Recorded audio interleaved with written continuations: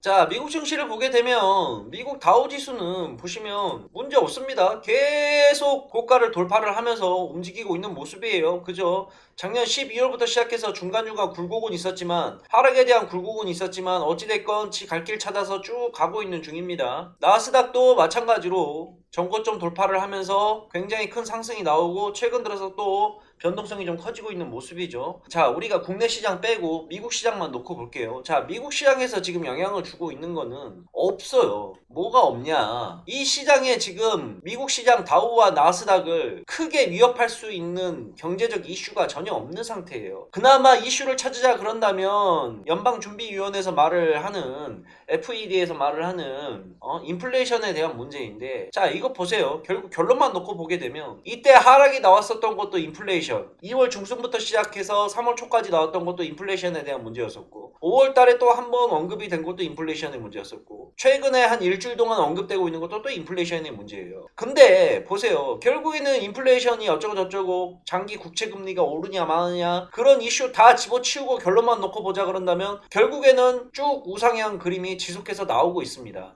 제가 예전에도 그랬고 올해 2월 달에 지수가 하락을 했을 때 미국 지수가 빠질 때도 얘기를 했었고 이때도 마찬가지고 지금도 말을 하는 거지만 결국에는 인플레이션에 대한 우려는 거의 없다고 보시는 게 맞아요. 인플레이션에 대한 걱정, 금리 인상에 대한 걱정은 우리가 크게 하지 않아도 된다라고 생각을 좀 해주시면 됩니다. 왜 그렇게 생각하는지는 제 방송을 통해서 제가 계속 지속적으로 얘기를 해드렸으니까 조금 이따 한 번 더 언급을 해드리는 거고, 어찌됐건 다우와 나스닥은 지 갈 길 찾아서 지속적으로 꾸준한 상승이 나올 거라고 생각을 합니다. 자, 국내 증시가 오늘 뭐 좀 빠지고 있는 모습이에요. 자, 근데 제가 저번 주에도 방송을 했었죠. 저번 주 금요일날 7월 9일날 방송했었죠. 제가 저번 주 금요일날 보시게 되면 이랬어요. 코스닥이 이틀 연속 빠지게 되면서 굉장히 큰 폭으로 빠졌습니다. 장 막판에 다 끌어올린 거거든요. 그러면 장 중간에 제가 10시쯤 방송했을 때는 쭉 빠지고 있는 상황이었어요. 자, 그때도 제가 여러분들한테 방송했을 때도 저번 주 뭐 방송 내용 보시면 알겠지만 녹화된 거 있으니까 풀 영상 있으니까 시장이 빠지는 거를 걱정하라 그랬나요? 걱정하지 말라 그랬나요? 지금 제 개인적인 생각이지만 결국에는 시장이 빠진다 한들 이게 빠지는 이유가 뭐냐? 두 가지 이유밖에 없다. 첫 번째 인플레이션에 대한 걱정, 두 번째 코로나19 확진자에 대한 걱정, 그 두 가지 말고는 없다라고 그랬습니다. 그래서 차라리 지금 구간에서 시장이 빠지게 된다 그런다면 오히려 제가 이때 저번 주에 알려드린 매매 전략에 대해서 큰 틀로 제가 어떻게 잡아드렸죠? 신규 매수는 자제를 하고 그 다음에 내가 기존에 가지고 있는 보유 종목이 있다 그런다면 보유 종목이 고점에서 사가지고 물려있는 상태거나 하락이 나온다 그러면 분할 매수로 차라리 밑에서 더 잡아서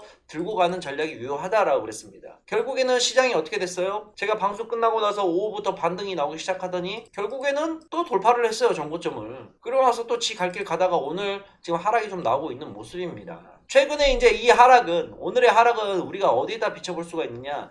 미 증시의 영향 때문에 빠졌다라고 보기보다는 국내 코로나 확진자 수가 계속해서 증가를 하고 있다는 거에 대한 부담감이 시장에 작용을 하는 것 같아요. 그리고 지금 보시게 되면 이날부터 저번 주 금요일부터 시작을 해서 금, 월, 화, 수, 목 5일간 밑에서부터 단기간에 끌어올린 폭이 있기 때문에 그죠? 보세요. 1013에서 시작해가지고 1055까지 5일 동안 쭉 끄집고 올려놓은 폭이 있습니다. 그렇기 때문에 거기에 대한 어느 정도 차익 실현, 단기 차익 실현 물량과 매도 물량이 좀 나오면서 코로나19까지 1600명이라는 확진자 수와 겹쳐서 같이 빠지는 거지, 이게 시장에 앞으로 크게 영향을 주는 하락이 나오는 이런 정도의 폭은 나오지 않을 거라고 저는 개인적으로 보고 있어요. 며칠 더 빠질 수는 있습니다. 그리고 며칠 더 빠져가지고 아마 1030까지 밀릴 수는 있을 거라고 좀 보여지긴 해요. 근데 결국에는 이 구간이 시간이 지나고 나서 이렇게 다시 올라온 것처럼 이런 하락 구간이 나온다 하더라도 차라리 분할 매수의 기회로 잡고 올리는 게 맞다. 주식시장을 바라보는 눈은 사람들마다 다 천지 차이로 달라요. 저 같은 경우에는 시장 자체가 앞으로 지속적으로 좀 올라갈 가능성이 높다 쪽으로 생각을 하는 사람이지만, 저와는 반대되는 의견으로 아니다. 이제 시장 올라올 만큼 올라왔다. 이제부터 본격적인 하락이 시작이 될 것이다. 라고 생각하는 사람들도 있어요. 근데 어느 게 맞다라고 확실하게 얘기를 할 수는 없어요. 왜? 주식시장에 100%라는 건 없으니까. 근데 다만 제 생각은 이제 그렇다 뿐이라는 걸 이제 우리 시청자 여러분들께 알려드리는 거죠. 제 말이 다 100% 맞지는 않습니다. 자, 왜 저는 지속적으로 언제 보냐? 시장의 하락을 보고 있는 사람들의 대부분의 의견을 들어보게 되면 딱 두 가지 뿐이에요. 그쪽도. 자, 첫 번째, 코로나19가 계속해서 퍼질 것이다. 백신이고 나발이고 상관없이 시장은 크게 하락이, 코로나 확진자가 증가를 할 것이다. 인도에서는 산소 호흡기가 없어가지고 산소통 하나에 지금 뭐 우리나라 돈으로 30만원, 40만원, 50만원 이렇게 거래가 되고 있대요. 전 세계에서 가장 많은 인구를 보유한 나라가 중국이죠. 그 다음 두 번째로 인도예요. 근데 인도 인구가 그렇게 많은데 인도에서 전혀 코로나19를 잡지를 못하고 있습니다. 화장터에 수천 명의 사람들이 맨날 가서 묻힌대요. 화장을 당하고 있다고 해요. 인도의 바이러스가 절대 쉽게 끝나지 않을 것이다. 그래서 이 코로나는 증식이 끝나지 않을 거기 때문에 코로나가 언제 어느 순간 전 세계로 급속도로 또 확진이 되어 작살이 날 것이다. 백신을 맞는다 하더라도 백신을 돌파를 하는 돌파 감염이 지속적으로 생기고 있기 때문에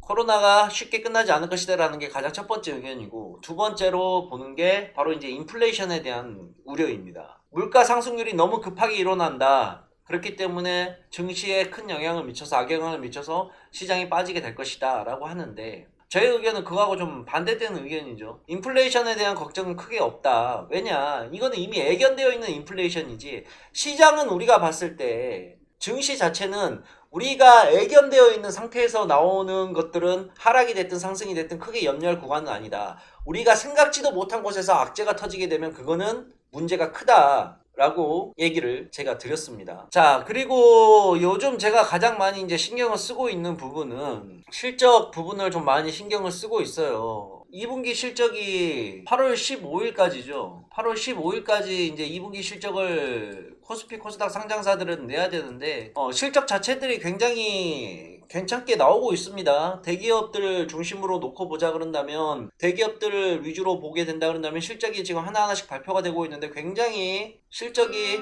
좋게 나오고 있는 중이에요. 자, 그런데 실적이 되게 잘 나올 거라고 예상이 되는데, 여러분들 그런 거 있어요. 실적이 나오게 되면 빵 터지고 올라가는 종목이 있고, 실적이 만약에 좋게 나왔음에도 불구하고 오히려 좀 하락이 나오는 종목이 있어요. 특히 바닥권에 있는 종목들. 실적 예상치가 좋게 나오면, 제가 보고 있는 종목들은 그러한 종목들이에요.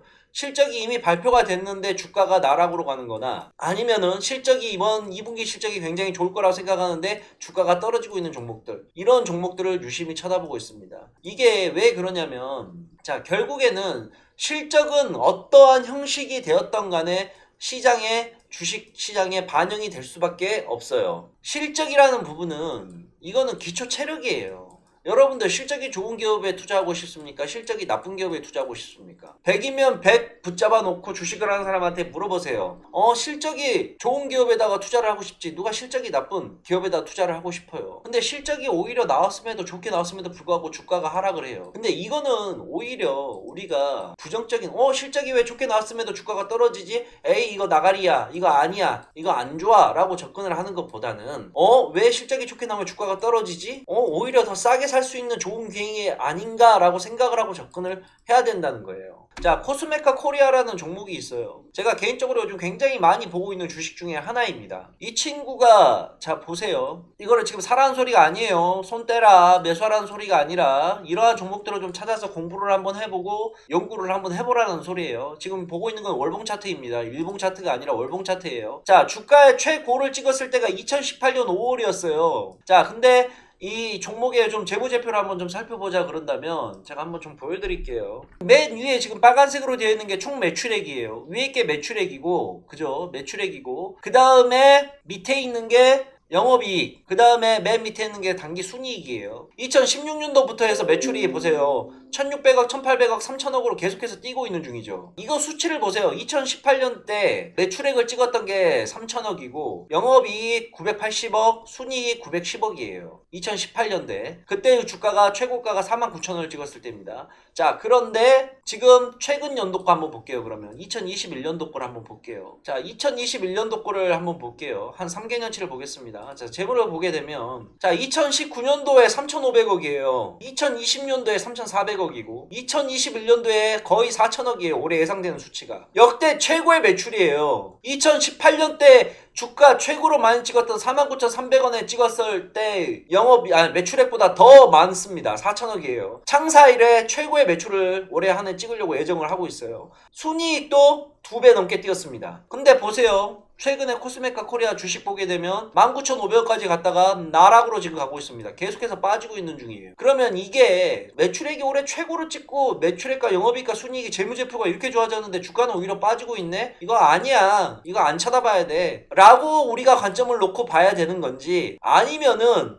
주가가 오히려 더 빠져? 이거 분할 매수로 접근해가지고 하게 되면 괜찮을 것 같은데 월봉 차트 보니까 충분히 최고점에서부터 몇 년간 계속 하락이 나오고 이제 회복하는 구간인데 괜찮을 것 같은데 라고 생각을 하고 우리가 접근을 해야 되느냐 이거라는 거예요. 무슨 말인지 아시겠습니까?